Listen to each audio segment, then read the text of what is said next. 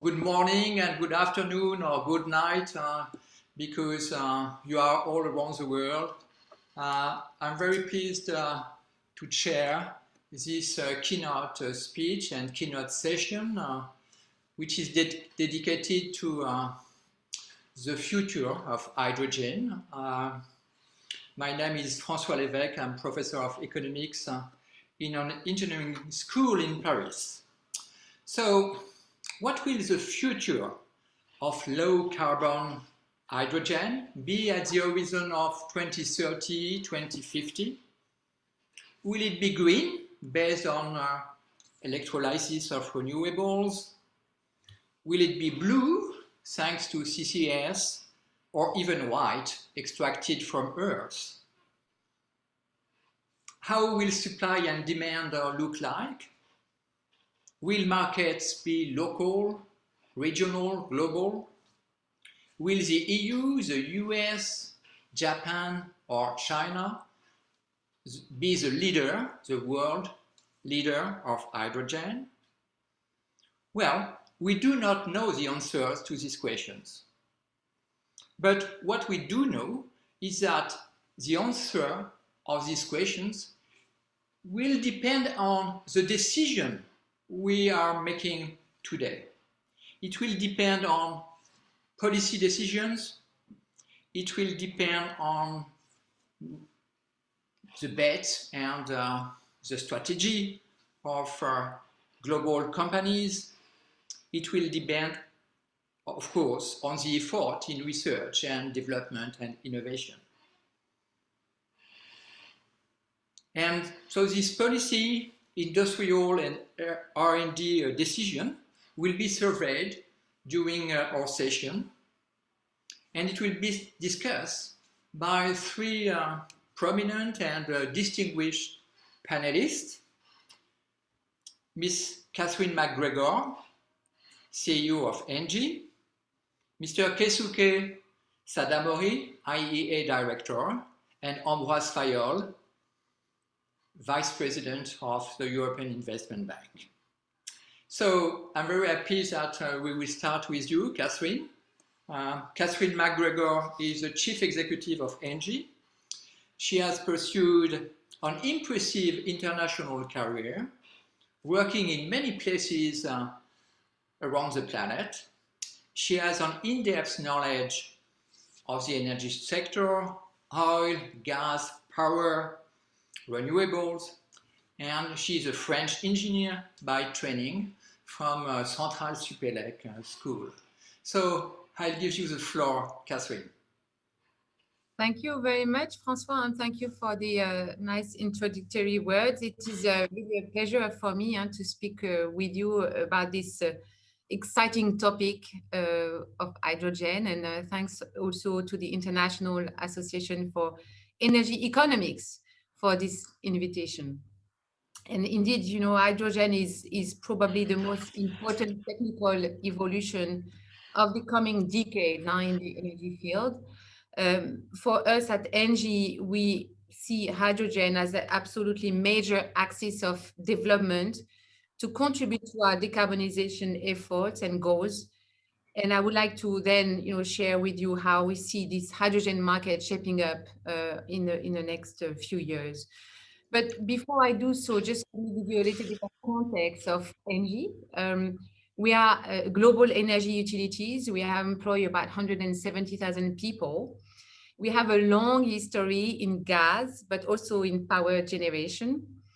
And we have recently given a strategic update, which aims to show that we are looking forward to simplify our group in order to meet the growth perspective and opportunities that we are facing at Engie, with really two strong focus. One, which is the development in renewable, and then the second, which is focusing on our infrastructure know-how, central infrastructure, but also more and more now distributed infrastructure, which is a growing field and really exciting. And we also made an announcement of carbon neutrality by 2045. And if I look at what we do at Engie with our history of gas and power, and we like to think of hydrogen is the place where power meets gas. So we feel uniquely positioned at Engie to surf this hydrogen wave that we are going to be discussing today. So I'm supposed to, sorry, I was supposed to share some slides, which I forgot to do. So apologies for that. Let me just do that now. Okay, I hope you can see my slides. Can you see my slides, François? Yes, I do. Thank you. Okay, sorry about that. I was a bit late. So now let me turn specifically onto hydrogen, which we do absolutely consider as a breakthrough to enable these decarbonization efforts, where we will be able to take advantage from renewable powers development, while at the same time, of course, taking advantage of existing gas infrastructure, because we feel that hydrogen has the benefit of the flexibility, security of supply, short-term and also long-term storability, which tend to be characteristics that we find and that we like in the gas energy vectors. So we see, when we look at hydrogen, we really see two main areas that are going to drive demand for it in the future. The first areas is really H2 as a feedstock for what we call the hard to abate sectors. First, in the short term, it will be more by industries that are already hydrogen consumers and looking to switch to what we call the low carbon hydrogen. So this is fairly easy switching, right, from a high carbon hydrogen to low carbon hydrogen. And it is the case of refineries, but also fertilizers producers, for example. We have, as an example, one of our projects in Australia with Yara Pilbara, which is a major fertilizer company. We're developing there in Australia one of the first industrial scale renewable hydrogen production. And this will in turn feed the ammonia production chain. So really replacing gray hydrogen production with green hydrogen production. And we're planning to start production in about 2 years from now.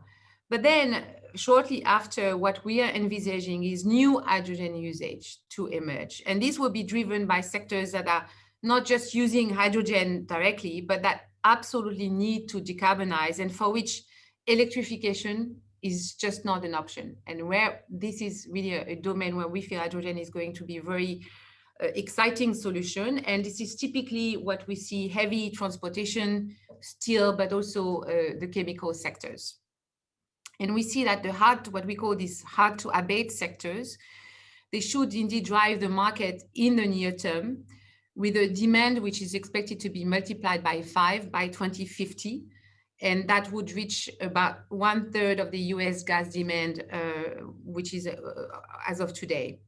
The second area, which is really important and interesting for hydrogen, is that we also feel that it is a key component, key enabler for the integration of the renewable energy integration. Indeed, one of its characteristics is storability. It offers long-term storage options, which are quite complementary to batteries because of the fact that you can store hydrogen much longer than battery can store electricity, at least in the current state of art. And so we feel that obviously with the extent and expansion of renewables, the hydrogen is a very, very good solution to absorb, for example, the excess of power which can be generated by solar PV in summer, or in times where there is too much wind. You can store this extra electricity as green hydrogen, and then you can reuse this energy that is stored either through fuel cell or even later on H2 gas turbines. So that's some of the complementarity between the intermittency of renewable energies and this very storable vehicle that is something that makes us really exciting about hydrogen in that second case. So very clearly today, there is a momentum around hydrogen, which is global, which is very, very strong. It has been H2 in the radar for quite some time, but there are now three key factors that are becoming aligned. Obviously, a very strong political support, which is being strengthened today by the recent recovery plans, which all have some hydrogen components in it. In fact, we have more than 50 countries today that have specific hydrogen roadmaps. Billions of currencies are already on the table to make the ambition around hydrogen a reality. The second is that the urge to decarbonize is stronger than ever. Whether you look at civil society, as you see here in France with the Convention citoyenne pour le climat, that is feeding the next French law on climate, but then from customers, from industries, all stakeholders have made these big climate commitments. Investors as well are more and more talking about our ESG ratings, and we'll be looking at the very robust decarbonization plan from industries in order to continue to invest in them. So very, very strong urge to decarbonize. And then, of course, the technologies, which are becoming more and more competitive. And when I look at these 3 points, it is really what makes this whole hydrogen buzz this time probably more credible than what it has been in the past, because it's, again, not the first time that we talk about the moment for the time of hydrogen has arrived. So let me now deep dive on the main drivers of the market and what are the key catalyzers. So the first challenge, of course, is to improve the competitiveness of the low carbon hydrogen solution. There are many ways, as I'm sure the public knows, there are many ways to produce hydrogen. Today, most hydrogen worldwide is produced from natural gas, and so 90%, either from gas, from coal, or from oil products, which are all fossil source. And by doing that, you emit a very, very, very large amount of CO2. And when you look at the low carbon solution today, most of them are not competitive, and therefore there is the need for policy support, which is really important to develop this green hydrogen market. There's been obviously progress with the Europe Hydrogen Strategy, EU taxonomy, which have provided the clarity around this topic. But we do need, concrete support mechanism to make sure that these catalysts get concrete. There are, the subsidies topic in the short term, and things like IPCEI model, which is a acronym, Important Project of Common European Interest. And this is a framework which has worked well for batteries, which is being now deployed also for the topic of hydrogen.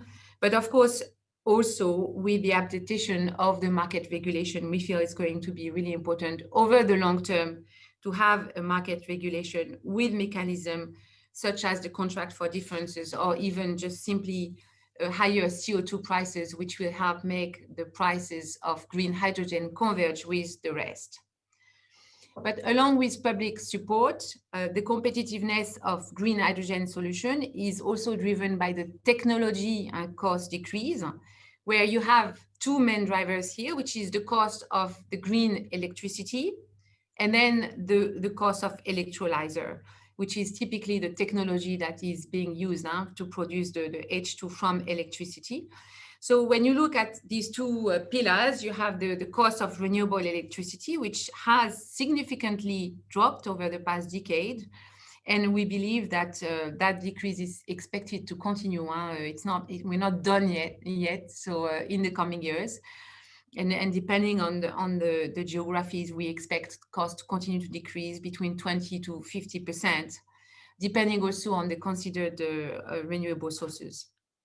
And then, of course, taking benefit from these ambitious hydrogen plans and from the different nations across the world, there will be more demand for electrolyzer, which result in the short term and in the long term as well, into capex reduction, thanks to economies of scales and learning curves, all phenomena that any new industrial developments is very familiar with. And so we expect capex reduction for electrolyzer to be about a factor of 3 or 4 by 2030, and potentially all the way to 10. There is obviously quite a bit of uncertainty around the steepness of this cost decrease curve, but it's obviously a key factor. And so if you look at these two trends of electricity, green electricity decrease on one side, and then the technology, the electrolyzer cost decrease on the other side, we expect a strong decrease of green hydrogen cost from what is about 5 euros per kilos today to less than 2 euros per kilo, and even potentially in some geographies, which is shown here on the graph, to actually less than 1 euro per kilos in some geography by 2050, which will then, make it absolutely competitive. And then, beyond just the isolated or the standalone cost, obviously the emergence of an H2 market is going to be very important. And here we come to the topic of the infrastructure, where we feel it's going to be important to indeed connect supply with demand. As for natural gas today, as you know, we can leverage the existing infrastructure to cover large distances and to transport hydrogen in one shape or forms. In Europe, there are 12 TSOs, which are the transmission operators, which have joint efforts and to behind what we call this European Hydrogen Backbone Initiative, which has this ambition to develop 40,000 kilometers of pipeline to transport hydrogen from places which have typically high potential of renewable power production to centers of H2 consumption, where typically these two places could be very distinct and actually quite far apart. Most of these assets would come from the retrofitting of existing natural gas pipes. And so then, you'd have less new capex cost. So that has a benefit. And of course, leveraging the expertise of today's natural gas infrastructure operators. So we are obviously very committed, Engie is committed to these initiatives through our affiliate GRT Gas. And we have actually ongoing several projects to test, the pipe, test the material, and also the storage capacity to the future hydrogen ecosystem. Beside the networks, the centralized gas storage facility could also be very important to the large-scale H2. And for that, the salt cave system that we have could indeed be, with a fairly limited amount of changes, be adapted to store hydrogen, which is quite exciting. So if I now turn to Engie's ambition in hydrogen, we have this vision that the market would emerge around local industrial clusters, where H2 typically would be produced from on-site renewable generation and would supply several customers, so typically several industrial sites who would be sharing the sources, and they would all require H2 for their process. We also see the emergence of what we call the multi-local usages, and that would be more for mobility, and this would be typically, refueling stations for a bus fleet, for example. And then in a second stage, so there is the notion of time here, that these hubs would evolve to be more and more connected through this large-scale infrastructure that I've talked about. And that would increase, of course, the market liquidity.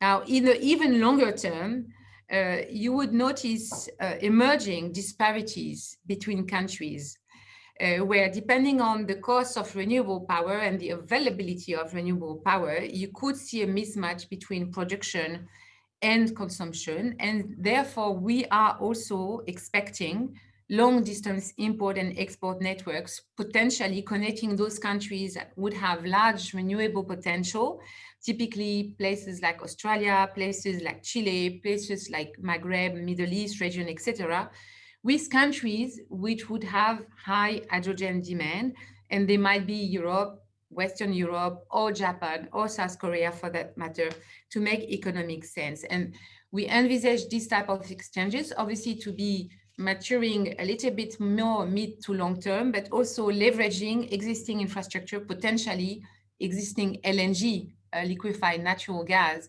infrastructure for that matter. And of course, this vision applies to hydrogen, but also what we call the e-fuels, which are the hydrogen-derived fuels, which have a strong potential. As you know, green hydrogen can be transformed into several e-fuels, such as methane, ammonia, kerosene, methanol, and others, which we call, these synthetic molecules. So typically, we would call them e-methane. And they can be used, obviously, in many, many more applications than hydrogen, such as the chemical and transport use, because you can use them as they are the same molecule as the incumbent fuel today. So very little infrastructure retrofitting needed if you are able to synthetically generate e-methane using hydrogen. And they also would be necessary, obviously, to enable these hydrogen imports. And for example, in the case of e-methane, we see that as a gas operator at Engie as a potentially very interesting complement to natural gas and also to biomethane. So when we talk about green gas, we mean often biomethane, but also potentially e-methane. So moving now to what we have set ourselves as ambition. So, leveraging our gas expertise, our power expertise, and our ambition in green electricity and renewable electricity production, we have set ourselves a very ambitious target at Engie, covering the production of green hydrogen, covering the transport of green hydrogen, the storage of green hydrogen, but also the mobility. And this is leveraging a strong pipeline of projects, which I'm indicating here on the left-hand side, with 8 gigawatts of green hydrogen capacity, over 70 projects in a pipeline, and show you the respective sizes of these projects that we have. Now, in conclusion, I just want to maybe make an analogy for those of us still, or those of you who might still be skeptical about hydrogen. We actually like the analogy that potentially hydrogen today is where renewable energy was 10 to 15 years ago. And if you remember, there were a lot of skeptics about the feasibility of renewable. And now, we are almost taking it for granted. We do think that this is the most important and technical evolution of the coming decades in the energy field. So very, very convinced that the time for hydrogen has finally come, because all the needed stars are indeed aligned. Now, of course, some prerequisites that we have to be able to rapidly activate the market, that we need to be able to give investors long-term visibility. We have to continue foster innovation and really allow alternative technologies emergence, and of course remain quite pragmatic and selective. That's going to be really important key for success. The word is ready, ambitions are there, so let's grab this market. Thank you very much. And François, back to you. Thank you so much for this overview and this very in-depth introductive speech and keynote speech. And I like very much your engagement and Engie's engagement for hydrogen. I have two short questions I would like to ask you. The first one is that what would you rather? I mean, what is your preference, or what is your view about the major development? Whether it will be local hydrogen or global hydrogen? I mean, we could see hydrogen like natural gas today. Or we can see it as more locally produced and locally used. So how would you see the future between these two technological and institutional arrangements? And my second question is about the EU. You mentioned that the EU is very involved, and as you know, there is a hydrogen alliance with support for EU and with support for projects, and I guess that Engie has proposed projects to get funding from and support from the EU. Frankly speaking, what is good and bad, and maybe bad, or what would you rather that the EU will add in its program? What are the good points and the bad points, if any, regarding the EU support to hydrogen? Yeah, sure. Okay, François. So the two questions, starting with the first, we believe that there is going to be an evolution of this market. Today, 90% of the hydrogen that is produced is consumed more or less locally. And we believe that is going to be the beginning of the market. It will be like this. It will be very much, local to local.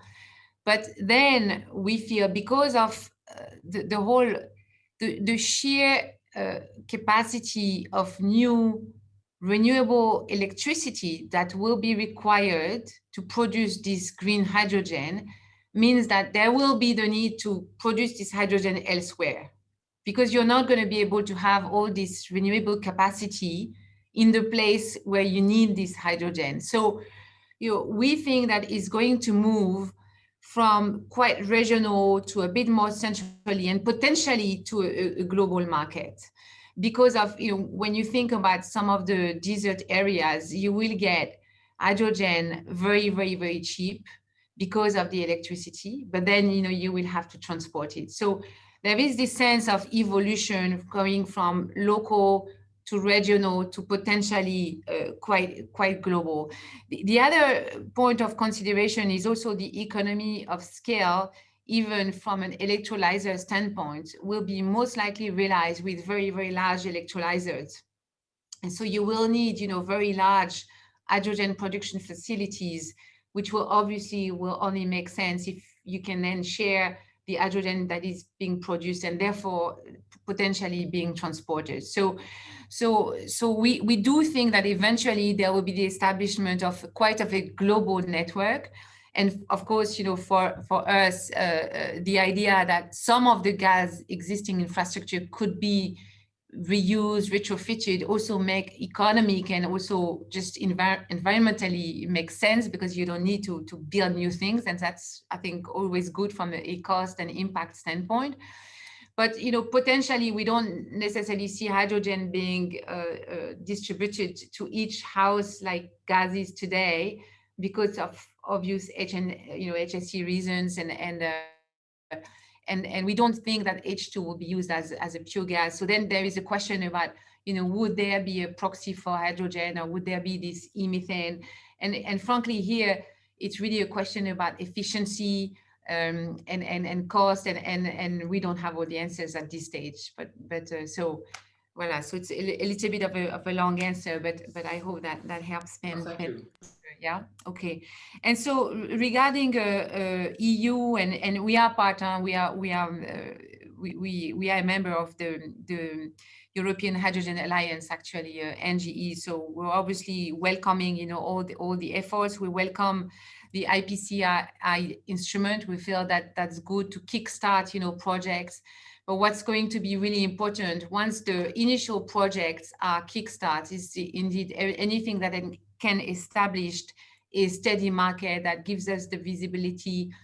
We do believe that the CO2 price mechanism is quite effective in making sure that the green hydrogen cost becomes competitive compared to the gray, but also compared to other fuels. So anything that can help, establishing this carbon market, extending the carbon market, is obviously something that we're welcoming.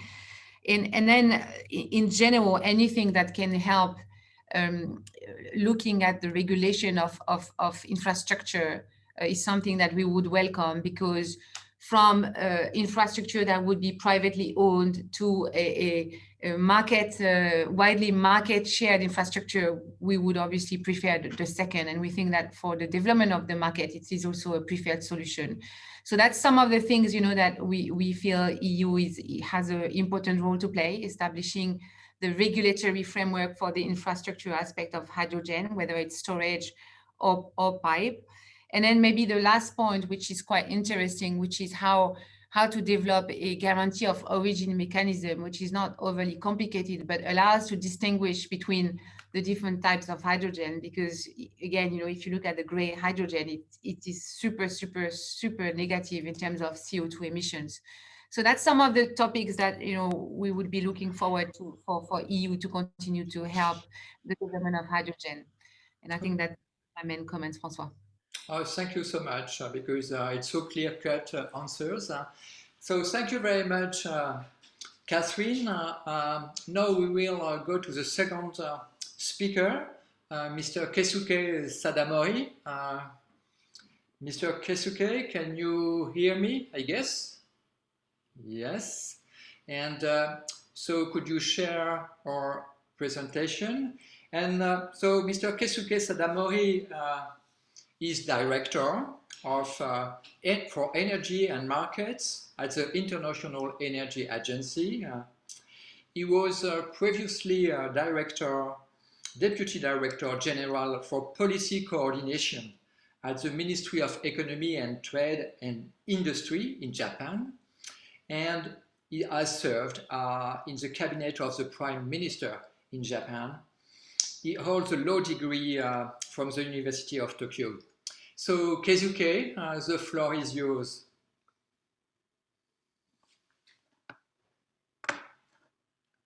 It's okay. Yes. Can you hear me? Yes, I Sorry, can. So first of all, thank you very much for including me from the IAEA in this the excellent panel. And so today I would like to present the hydrogen, including its role in the net zero roadmap that we released on the 18th of May. So can you see the slides? Yes, we can. Okay. So here. So the second page. Okay. So there are some false starts for hydrogen in the past, but this time looks real, like Ms. MacGregor presented. And the governments and industries are becoming much more serious with projects and plans.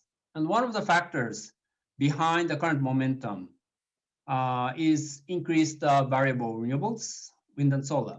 So cheap wind and solar can provide the electricity for producing green hydrogen, and also hydrogen can help integrate higher share of wind and solar by providing electricity storage and flexibility, long-term storage in particular. The hydrogen can help decarbonize hard-to-abate sectors like the industry and long-distance transport.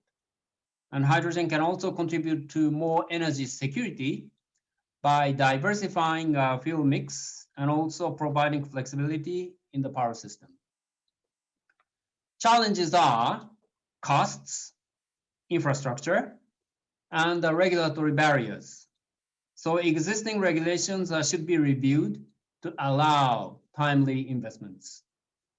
Common or the harmonized safety standards for transporting and storing the large volumes of hydrogen are necessary to expand the hydrogen trace. Effective environmental certification or labeling system would be necessary to reward environmental contribution from low carbon hydrogen and hydrogen-derived products. Taxing electricity flows in two ways, in storage and release, for instance, can be an unnecessary obstacle.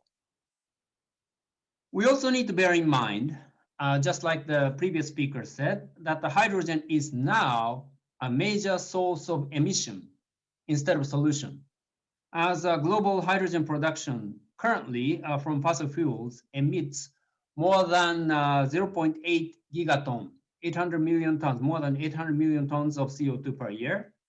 So blue and green hydrogen must be developed and introduced quickly. So this is from the net zero emission, net zero by 2050 roadmap, which was released on the 18th of May. And this roadmap expects a lot of hydrogen's contribution to bring the world on track to achieve net zero emission or the carbon neutrality by 2050 globally. There are many milestones in this roadmap, including the ones on hydrogen. For instance, the low carbon the hydrogen need to reach 150 million tons with 850 gigawatt of electrolyzers by 2030, And by 2045, this needs to grow to more than 400 million tons of low carbon hydrogen with 3 terawatts of electrolyzers. There are now 0.3 gigawatt electrolyzers in the world today. And so for instance, there's a big one with a 10 megawatt electrolyzer in Fukushima near the nuclear power accident site in Japan.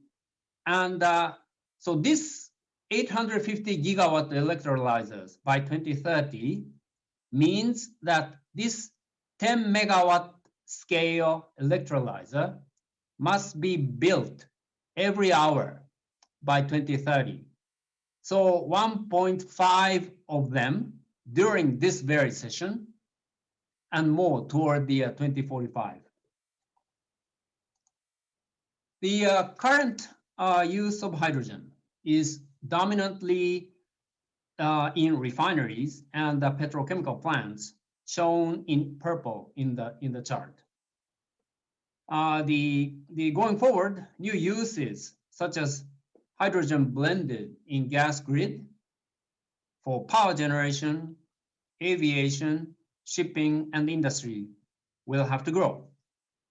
Hydrogen consumption will grow from the current less than 100 million tons to more than 500 million tons by 2050.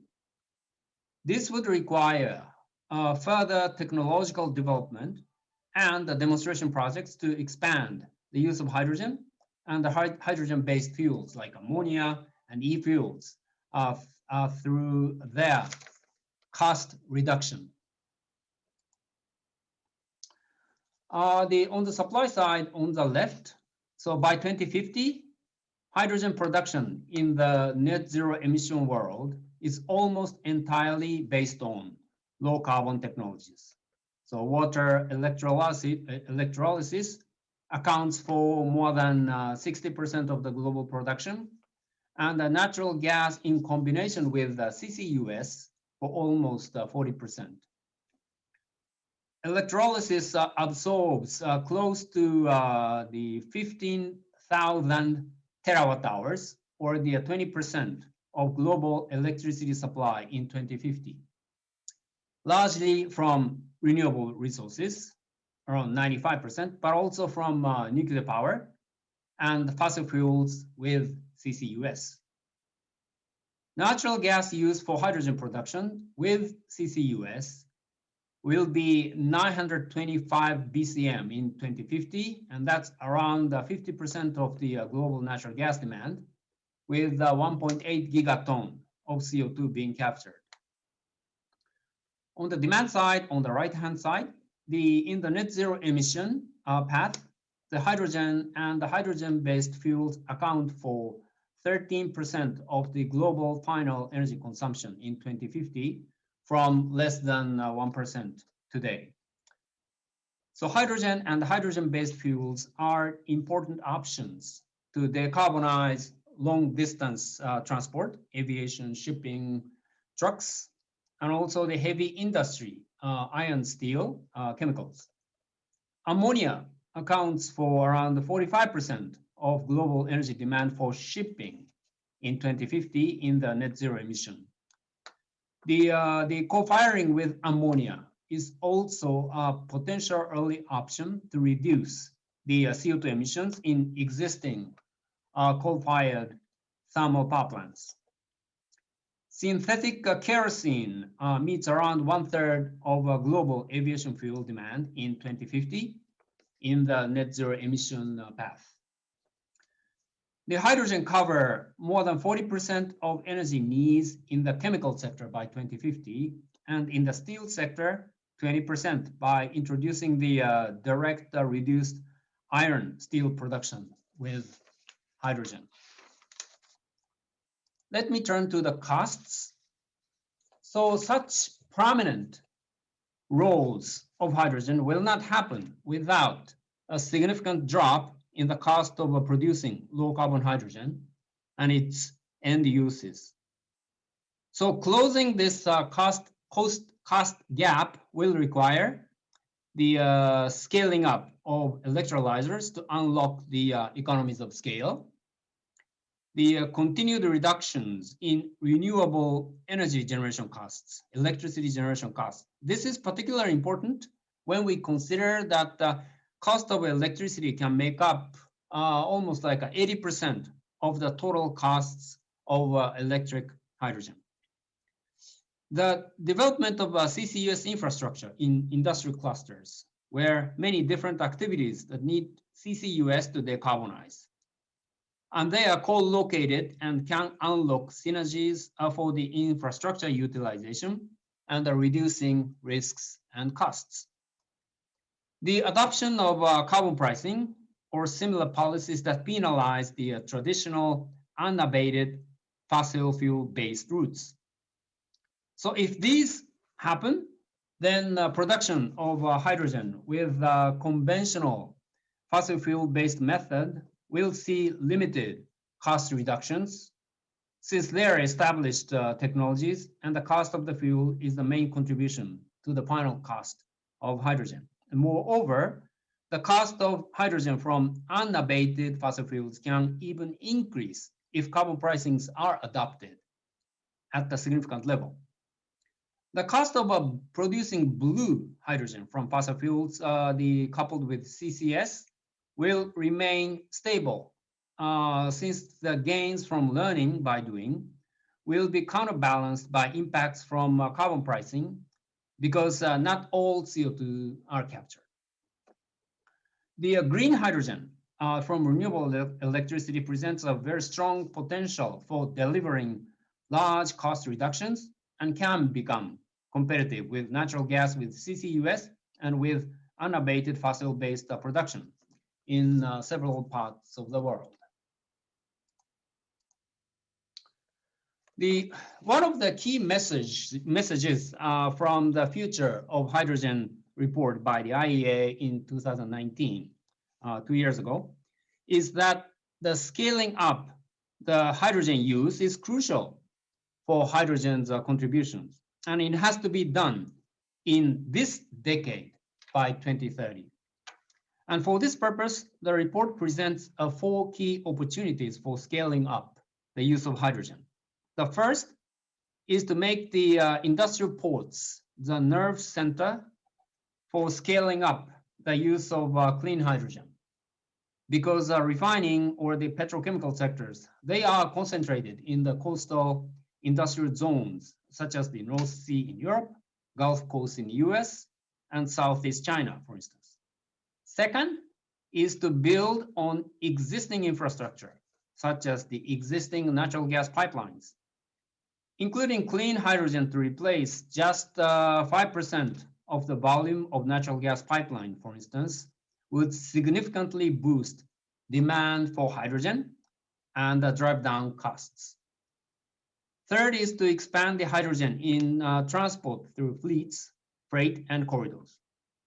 And the fourth, the final one, is to launch the hydrogen's trade's first international shipping routes, like what the Australia and Japan is working on. I would also like to point out here that such efforts to expand the hydrogen through the wise use of existing fossil fuel-based assets, like the natural gas pipelines and the thermal, the power generation plants, the gas-fired power plants and the coal-fired power plants, including the use of hydrogen and ammonia in natural gas and coal-fired power plants, that would contribute to the security of clean energy transitions. And it would also be crucial to make the transitions fast and affordable. And also, it would help future-proof the existing assets like the natural gas pipeline and make them available for various low-carbon options. So thank you for your attention. And I'll stop here. Thank you. Thank you very much, Keisuke. And thank you also for this last slide, because we have another drawing competing with Engie's drawing. Keisuke, as a first question, could you go back to the slide 6 Could you explain to me why natural gas and coal with CCS are so cheap? Because my question is, what about the cost of CCS? If we look at your data, it seems that you take into account a low cost for CCS. So could you explain this low cost of CCS, please? Thank you for the question. Yes, this looks pretty low.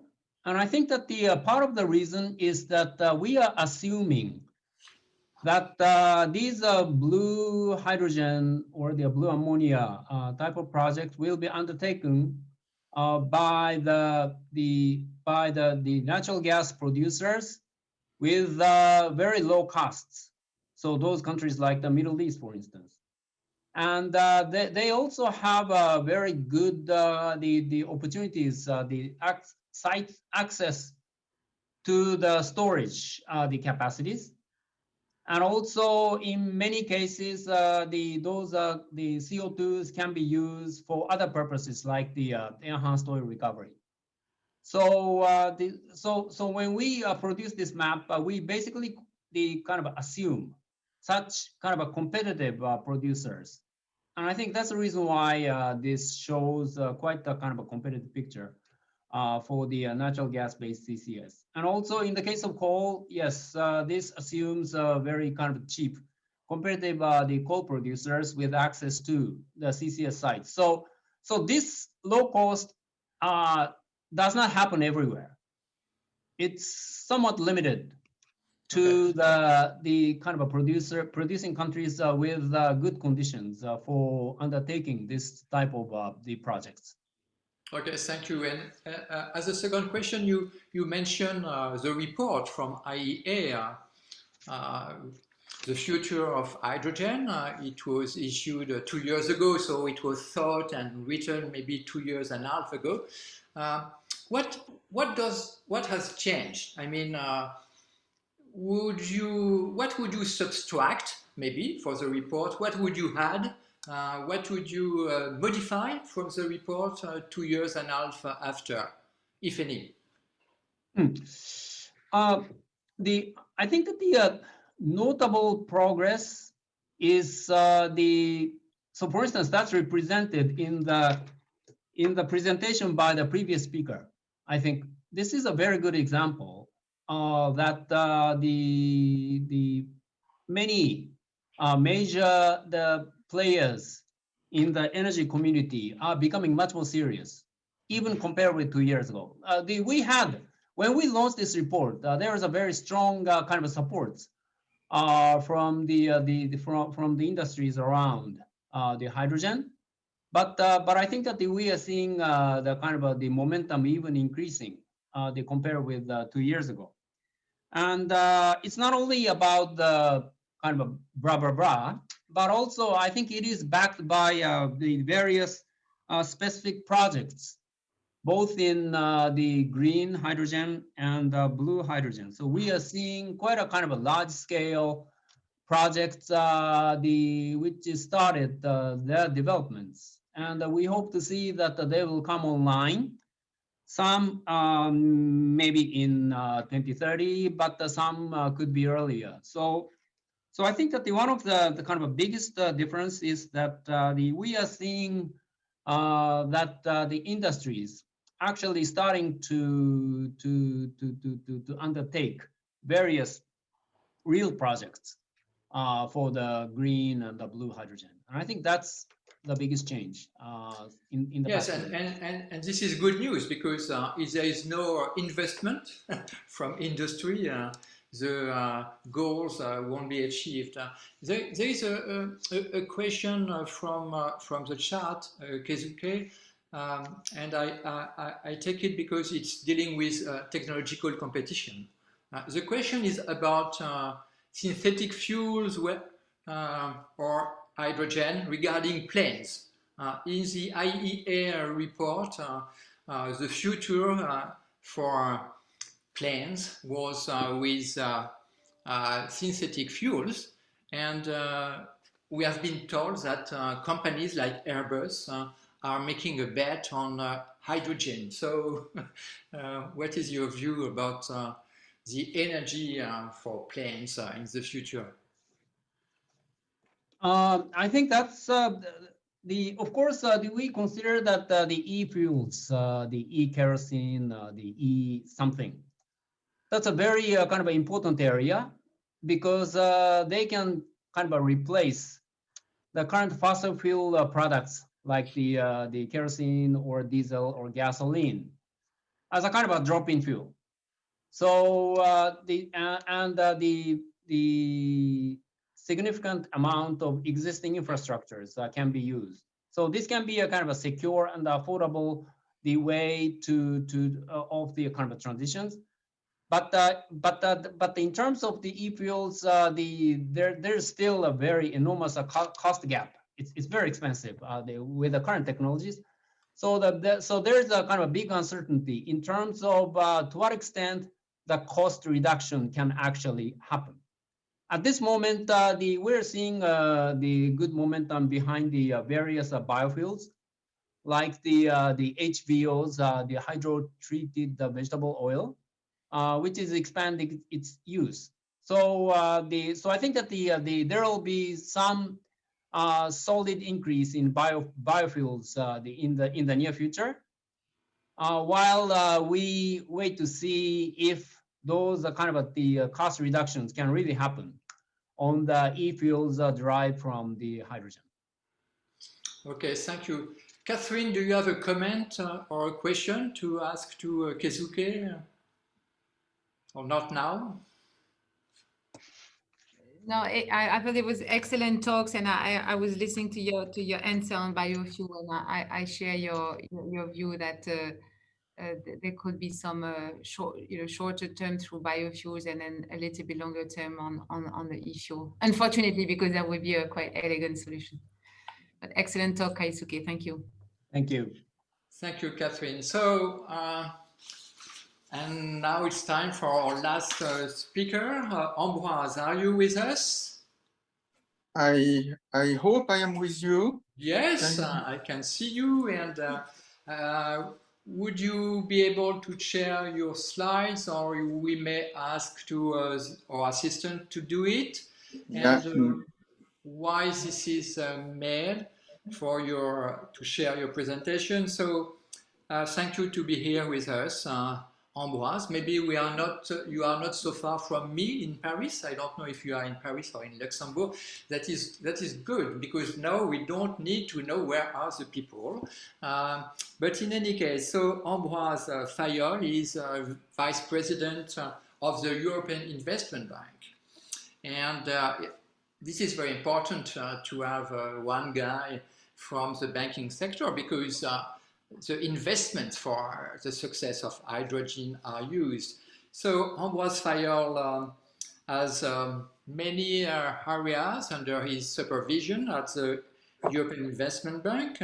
His areas of oversight include financing of the environment, climate action, circular economy, and many other areas. And Ambroise was previously Director General of Agency France Trésor. So Trésor is good. Why did you change your job? I mean, if you are the head of a Trésor, and but it's so French, and in English Treasury, of course. And Ambroise is graduated from Sciences Po and ENA.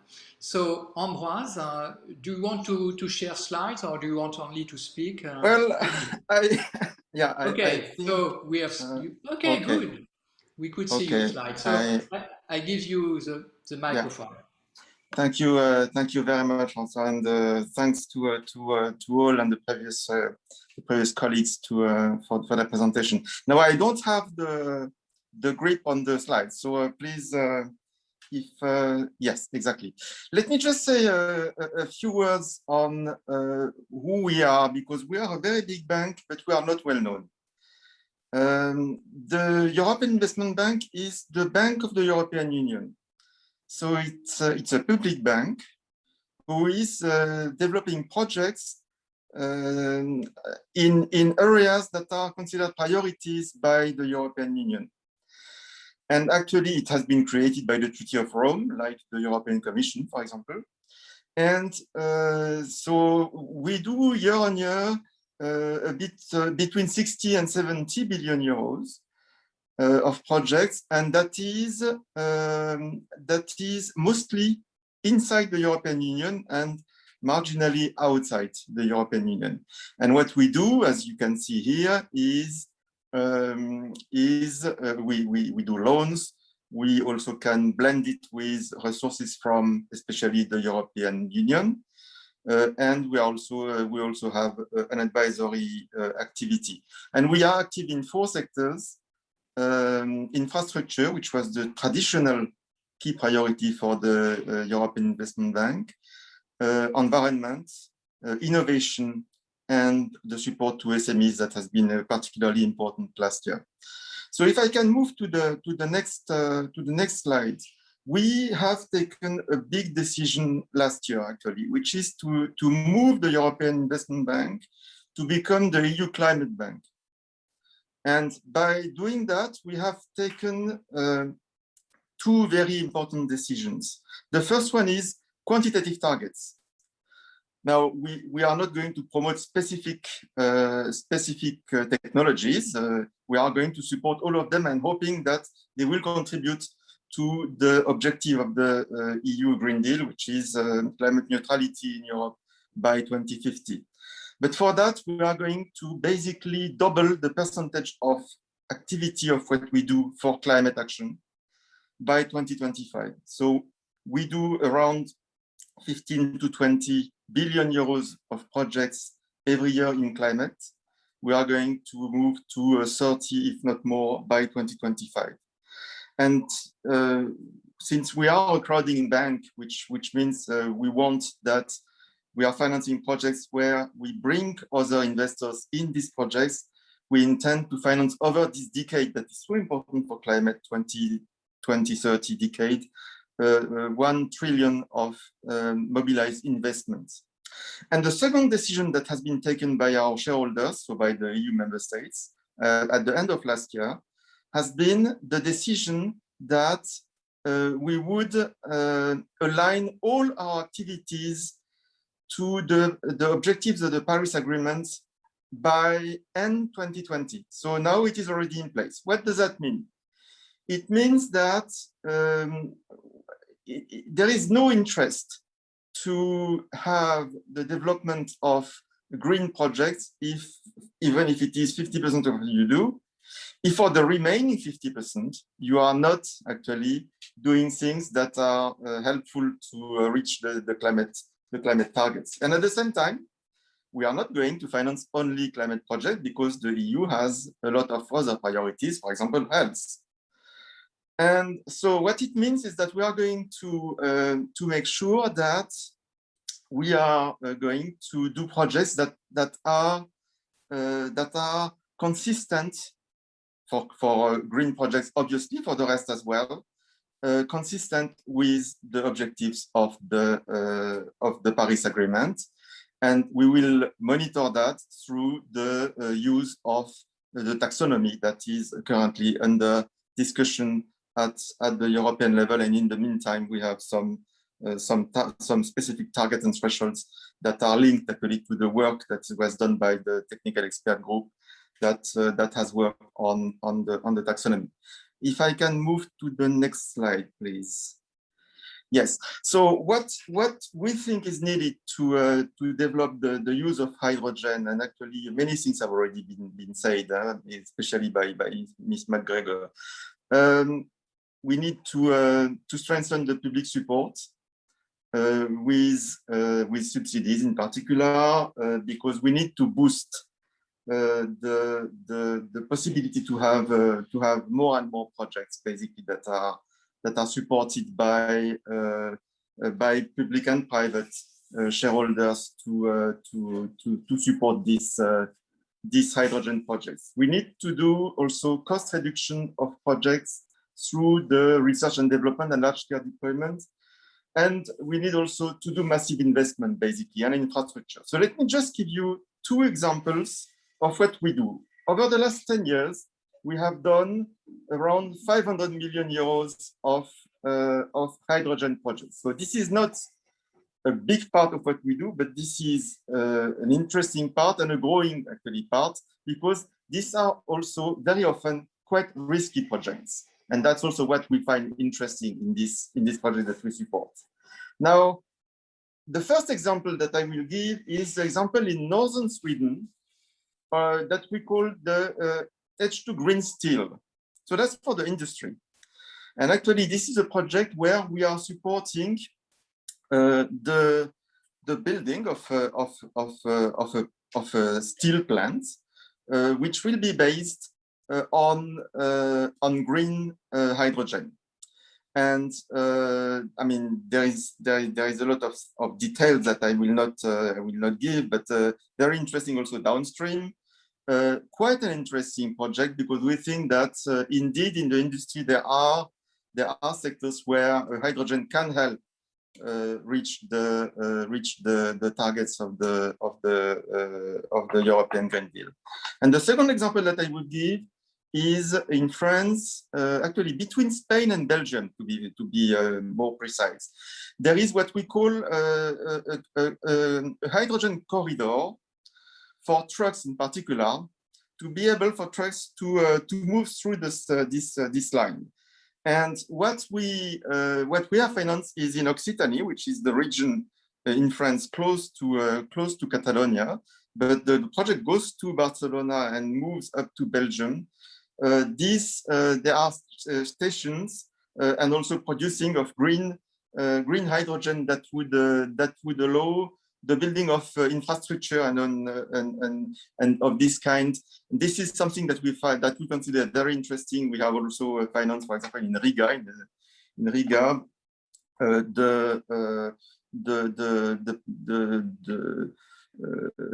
some hydrogen buses for the city, and this kind of projects we think are to be developed, and we think that the role of the public bank is to develop them in this.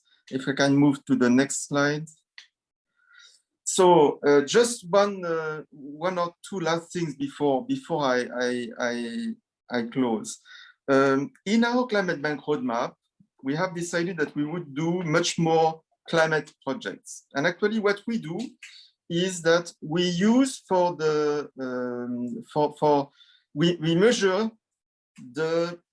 the profitability of our projects, but we don't do that from only an economic and financial viewpoint, even if it is important. We are a bank. We do that also from an environmental point of view. And for that, we use what we call a shadow cost of carbon. And the interesting element that we have actually done in the climate bank roadmap that was approved by our member states last year was that we have increased significantly the shadow cost of carbon that we use. And that is something, and you see, it was 80 euro per ton in 2020. It is now a bit more than 130. It will go to 250 euros by 2030 and 800 by 2050, which means there are a lot of projects that we were doing and we will not be doing anymore because they will not meet the profitability in terms of environment because of the shadow cost of carbon. And there are projects that we will do more because of the same reason, and we hope that actually among them will be quite significantly projects related to the new way of doing clean transport, and for example with clean hydrogen. And the interesting for me is that this strategy has been approved by our board, so by the EU member states unanimously, which means that there is a strong interest actually in implementing this strategy throughout Europe, with a commitment from us and from the European Union that we would help more those geographies, and in particular in Eastern Europe, who have more to do to reach the climate neutrality objectives. Can we move to the next one, please? Yeah, so the taxonomy is an exercise that is ongoing. So I'll not. I mean, you know that the targets that have been issued in the draft delegated act that has been proposed by the European Commission are quite tough, I may say, on hydrogen. This is something where we, as the EU Bank, we are a policy taker. So let's see where this ends, but the debate continues on this with member states and with the European Parliament.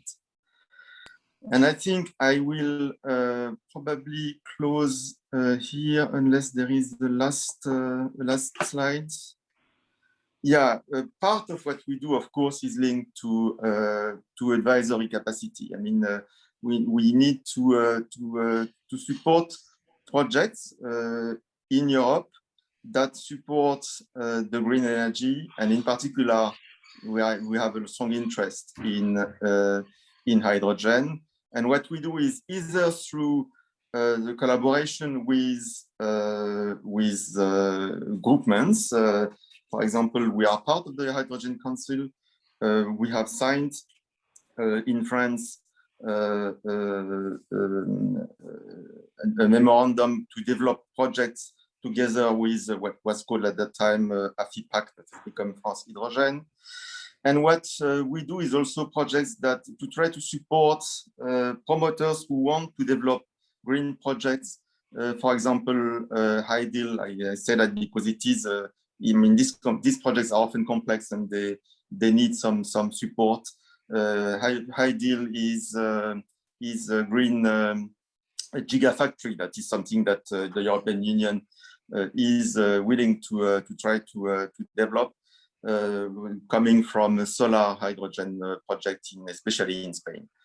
But you see that there are a lot of initiatives, especially in Europe, not only in Europe, but especially in Europe, to try to promote these hydrogen projects. And we at the European Investment Bank, we really want to be part of them. I think I can stop there, François.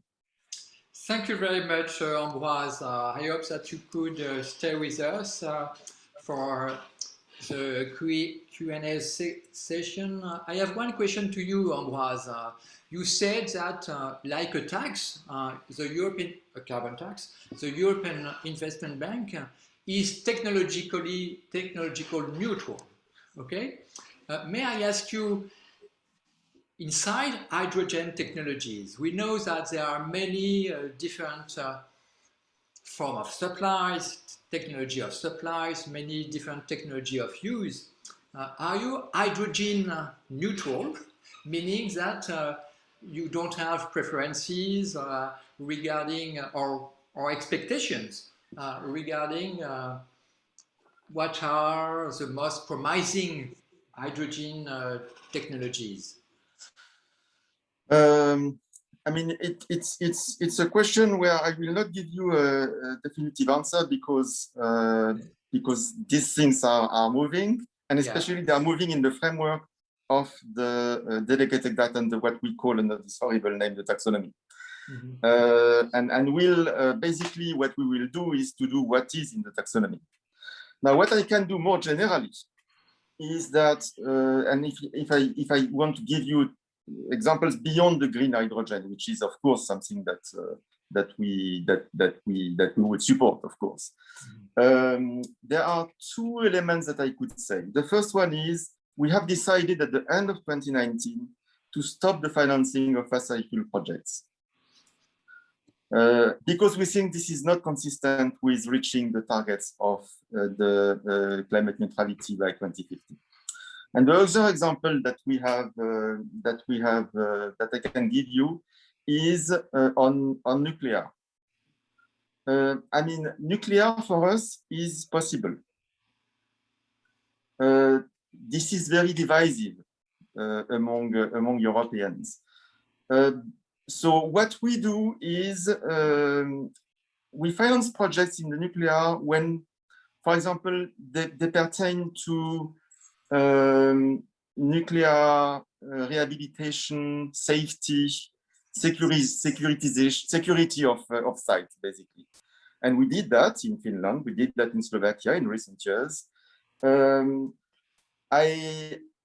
am not sure we would finance a new nuclear plant, for example. Even to produce hydrogen. Yeah, but that's why I'm not answering directly your question. I can tell you, obviously nuclear is an energy that is not producing CO2 that is clear. Is it something that would be consensual enough among our shareholders if we would propose that? That I'm not sure. Okay. Thank you, Ambroise. Again, Catherine, do you have comments or do you have remarks to make to Ambroise, to ask him more money, or I don't know? More money, faster. Yes.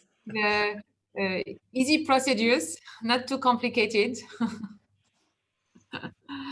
But no, I mean, I think we obviously absolutely welcome the direction, and we share the goal. I think one thing that we didn't talk so much about, I think the three of us, a little, but which is really central, which is the whole affordability of the energy system for us in Europe and for our citizens is going to be a major challenge, which is, we are going and accelerating the energy transition, and I think keeping the affordability in mind is very, very, very important. And I think sometimes when we talk about these questions, we put this aspect a little bit on the side, but we should never lose sight of the final bill on the consumers.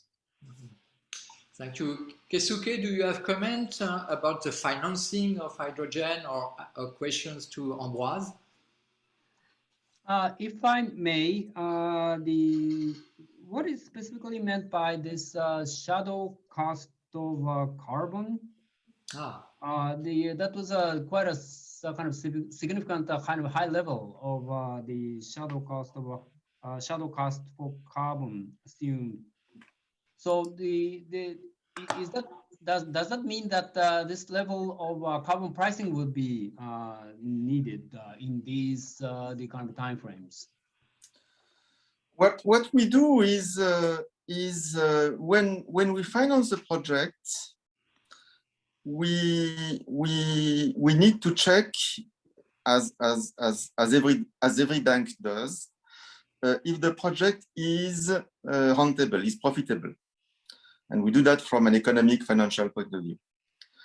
What we add to that, because we are a public bank targeting contributing to the EU Green Deal, is an environmental profitability, if I may say so. And the way to use this environmental profitability is to apply a sort of shadow carbon price that will make projects more or less interesting for us to be financed because of their environmental impact. And to support that, consistently with the objective for climate neutrality by 2050, we apply a shadow carbon price, which is going to increase significantly over time. So it's not a carbon price. It's something that we do internally, basically, yeah, for choosing the projects that we can finance. But it has an impact, clearly, on what we can finance, what we cannot finance, what we finance more, what we finance less.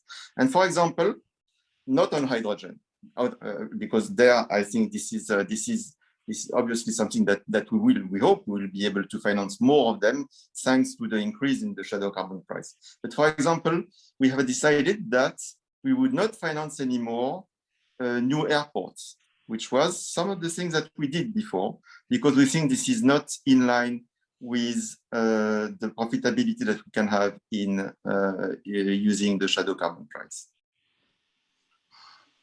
Okay, thank you. Now I would like to ask you the same question to all of you. A question about trade and policies, trade and also geopolitics. In fact, we have to look at in 20 years. Let's say 20 years from now. do you see that we will have a global trade? We already mentioned this aspect with Catherine before. And trade will, trade, of course, from an economic perspective, is very important to reduce cost and to provide us with efficiencies. So, but as we know now, there is some technological decoupling between China and US, at least regarding high-tech and digital technologies.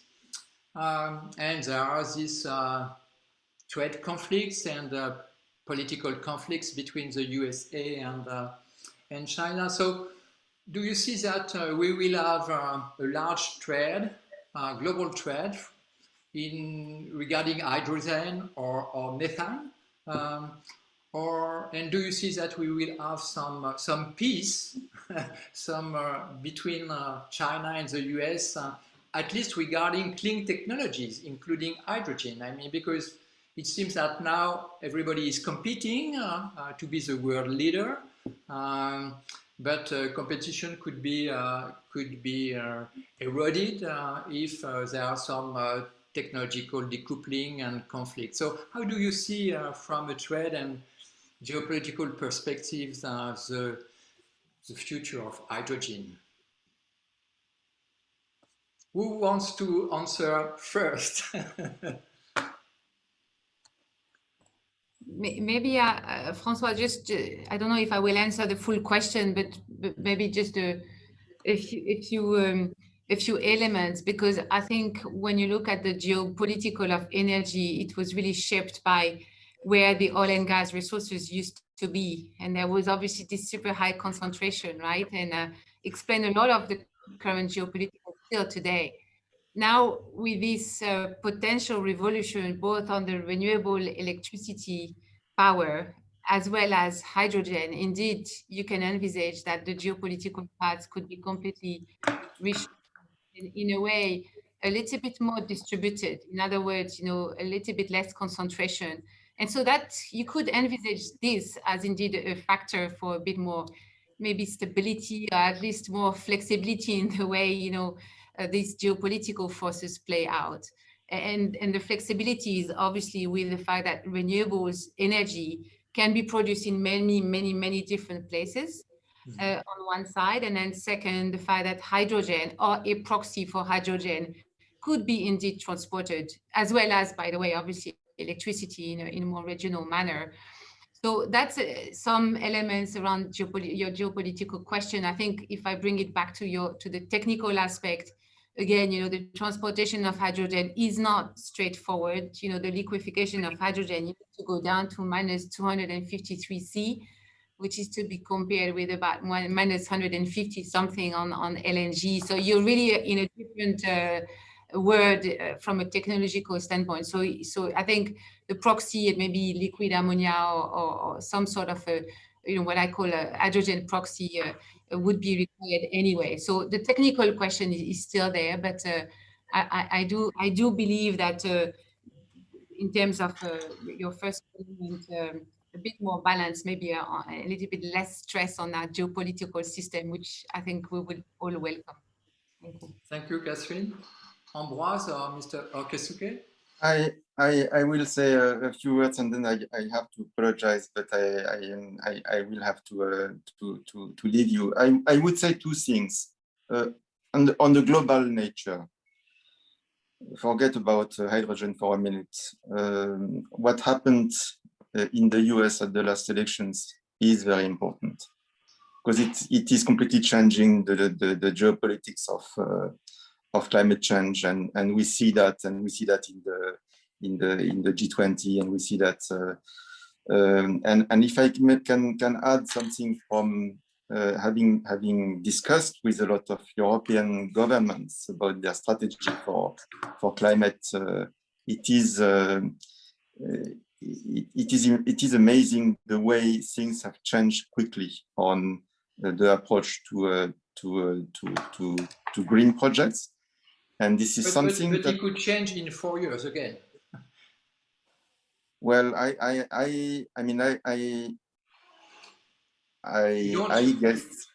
guess it's not going to. I mean, what we see in Europe and what is probably also going to be true in the US is you see also the benefits of moving towards more sustainable development. Now, on hydrogen, the only thing I would say is, of course, there as well, the collaboration will play a role. If only because renewable energy and industrial users of hydrogen are not evenly spread, and this will require a sort of systemic approach. And in many cases, collaboration across countries, regions, continents, and beyond to arrange the production, transport, and use of hydrogen. So there, I am hopeful that that we'll see progress in the coming years. Okay, thank you, Ambroise. So you have to leave, and but I apologize. Antonio, welcome, Antonio. If there are some questions, thank you to be here. Keisuke, what are your comments? So bye bye, Ambroise. Yes, about the trade of hydrogen or the hydrogen-based fuels, it needs to happen. As you know, that the places with good potential of producing green or blue hydrogen, they are not necessarily close to the large demand centers, and vice versa. You know, there's my home country, Japan. You know, who can be a big consumer, but not so well endowed with either the renewable sources, because the offshore wind is the kind of difficult to build compared with the European countries, and also we don't have any the CO2 storage sites in Japan. So this type of trade needs to happen, but as Ms. MacGregor pointed out, that the current hydro production transporting technologies costs a lot, you know, minus 260, or the organic, the hydrogen carriers. They're expensive technologies at this moment. So what needs to happen is a kind of a technological breakthrough to make the hydrogen transport much cheaper. So in that respect, the use of pipelines in Europe has a very good chance of achieving the affordable hydrogen world. Having said so, in terms of the hydrogen carrier, at this moment, I think that the transporting hydrogen in the form of ammonia has a kind of a better chance in terms of the achieving the economic use in the near future. So so those are the low carbon ammonia, probably the blue hydrogen ammonia first from the Middle Eastern countries to the thermal power plants in some Asian countries have the good opportunity for contributing to the kind of a low carbon transitions. So there needs to be the huge technological developments in terms of the achieving the real commercial trade of the hydrogen going forward. As for this geopolitics, yes, we are seeing kind of increasing tension between China and other parts of the world in terms of the various trade disputes and a political relationship. But this hydrogen is something to contribute to the global CO2 emission reductions. So I don't think that there is any room for the kind of conflicts. I mean, competition is good in terms of lowering the costs and introducing more commercial technological developments, and that should be encouraged. But after the kind of the progress of technological and the cost declines, the outcomes should be shared by many countries through the free flow of technological transfers and investments, so that new technologies can contribute to the kind of global CO2 emissions and environmental the benefits. Thank you, Keisuke. So a last question, because we have only 5 minutes, so it will mean also quick answers because we will have to close the session at 3 o'clock. My question is about the analogy between hydrogen and other technologies. As rightly and maybe optimistically Catherine said, a good analogy could be renewables, meaning that we will have an incredible increase in hydrogen use and capacities and capabilities. So this is one possible analogy. Another would be CCS. In the past, there was a big momentum for CCS or CCUS, but if we look nowadays, it was not so an important increase. So my question is, what is the main challenge that the right analogy would be renewables for hydrogen rather than CCS? Could we start with you, Antonio? It's a difficult question. You have only 30 seconds to answer. Okay, that's perfect. Thank you very much. No, I think when we say renewables as an analogy, I think it's too wide. I think probably we need to talk about specific renewables, and wind farms are probably a good analogy in the sense of specific technology that it was innovative many years ago and is mainstream now and is developing into other more let's say innovative technologies like offshore wind, floating offshore, etc. Obviously, we would like hydrogen to follow the same path in the sense that the number of projects and basically the involvement of suppliers make these technologies more mature and more mainstream. CCS might not be the right example in the sense that this technology has not evolved that much as was thought some years ago. It's not easy to say why in one case works and why in another case doesn't. I mean, we are supporting innovative technologies with the idea that as much as possible, getting these technologies close to maturity and close to more mainstream. And we're doing this with several types of technologies with the idea that at least some of them will achieve that stage. That probably doesn't answer the question, but it's not an easy answer to that question. You're right. Okay. So maybe Keisuke or Catherine, you would like to follow to this impossible questions and answer. How to avoid the CCS trap for hydrogen? Yeah, I mean, I think for me, it's this alignment that we've talked about, which is continued policy support, a good, well-functioning carbon market, which is not just shadow, but real carbon market. I think this is really important. Continued convergence of pressure from all dimensions, all stakeholders on climate change. So that's, and then I think hydrogen market will find its way.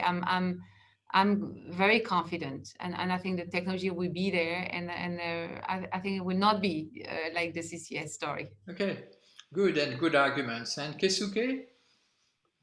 The one thing I would like to point out here is that we are seeing the kind of a progress in decarbonization, but that's happening only in the electricity sector. When we consider that we need to decarbonize all sectors, there needs to be some form of a liquid and a gas type of energy, and the hydrogen is currently the most promising technologies to respond to that demand for the decarbonization.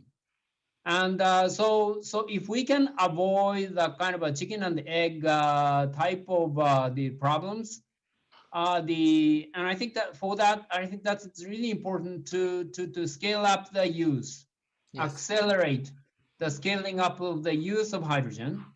So maybe in the early stage, we should not talk too much about the color of hydrogen, even if it's a kind of a dirty hydrogen to be used at the beginning. If we can create the business opportunities for the blue and green hydrogen in the future, that could be a good thing. So I think that the hydrogen has an enormous potential to decarbonize all sectors.